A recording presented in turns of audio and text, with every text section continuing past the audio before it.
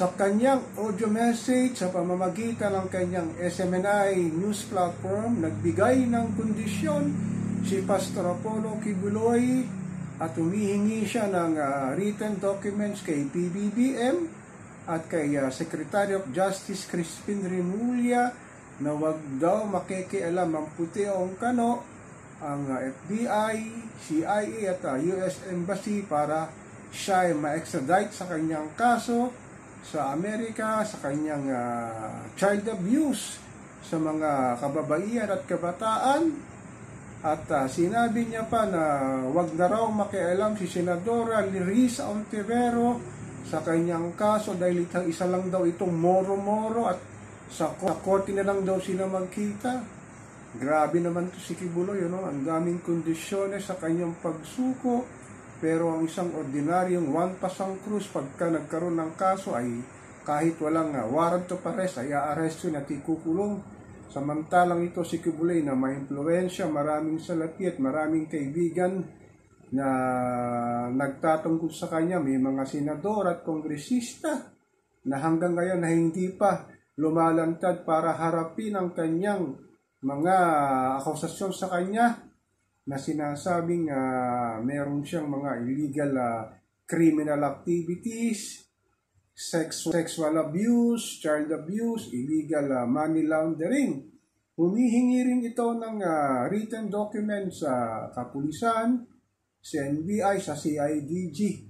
Grabe talaga, Para lang lumantad o humarap sa kanyang makakaso ay ang dami pa nitong talaga ng kasiguruhan na hindi siya gagalawin ng mga kapulisan. Pero ang sinasabi ng netizen, sumuko ka lahat, huwag doon ka magpaliwanag sa korte, hindi yung humihingi ka pa ng maraming kondisyones. Sinabi niya, pagka hindi raw napagbigyan ng mga kanyang kondisyon, maaari daw siyang hindi magpahuli ng buhay. Aba, nanakot pa talaga, Kaya yung ating kapulisan sa Davao City, hulihin niyo na ito na sinasabi nandun lang sa kanyang simbahan, sa kanyang Kingdom of Jesus Christ na nananatili lang daw ito doon dahil ayaw daw ito lumabas ng Davao City dahil nga madali siyang madarakip ng ating mga kapulisan at ang Senate, Sergeant of Arms.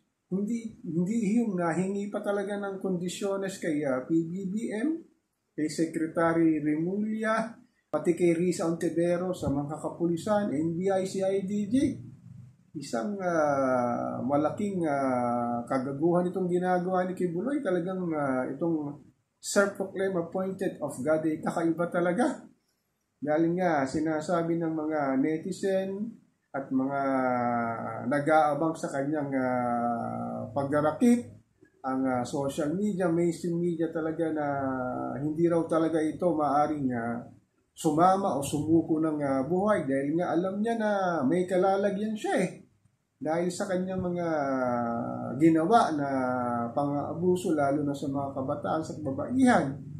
Sana naman Pastor Kibuloy, sumama ka na lang na maayos at huwag ka nang humingi ng mga kondisyones na alam naman ng taong bayan na ikaw isang tawag dito propetang bulaan daw o kaya talagang sinasabing hindi raw ito toong tele-evangelist kundi talagang nagkaroon lang ng pagkakataon na maniwala sa kanya yung mga nananalig sa kanyang simbahan at ginamit pa niya ito para manghingi ng donasyon, mamalimos at gumawa pa ng mga illegal activities para magdala sa kanya ng kanyang mga milyon-milyon salapi na sinasabing naging paraan para lumaki ang kanyang kingdom, dumami ang kanyang properties at nagkaroon ng maraming kaibigan na politiko at siyang naging daan para magbigay siya ng mga financial assistance sa mga nagdaang eleksyon.